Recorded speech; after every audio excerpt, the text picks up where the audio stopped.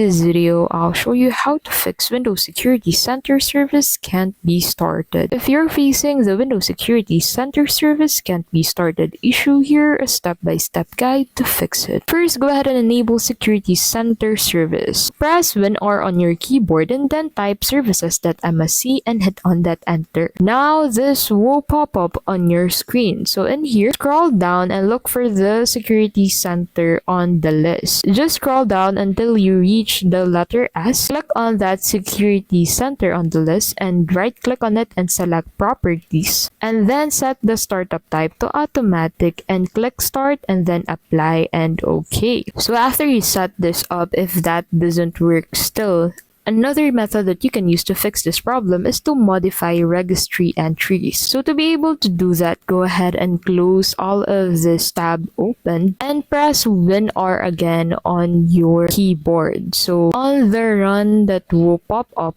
on your screen, you'll need to enter regedit and click on that OK button and a pop-up will pop up on your screen. So on the tab that will pop up on your screen, go ahead and head over into the HKey local machine folder. Click on this icon on the left side of that folder and under that you'll be able to find the system folder. So you'll need to click that drop down again and under that you'll be able to find the current control set folder and then click on that drop down again and click on services and then go ahead and click on WSC SVC. Now double click and start and change the value to 2 and close registry editor and restart your PC. And the last method that you have to resolve this issue is to run system file checker. Open your command prompt as an administrator and type in sfc/scan now. Now press on enter and wait for the scan to complete and then restart your PC. That's basically how you can fix Windows Security Center service can't be started. If this video helped you out, please don't forget to give this video a like, subscribe to the channel, and hit that notification bell to keep updated with our latest videos. Thanks for watching and we'll see you in the next video.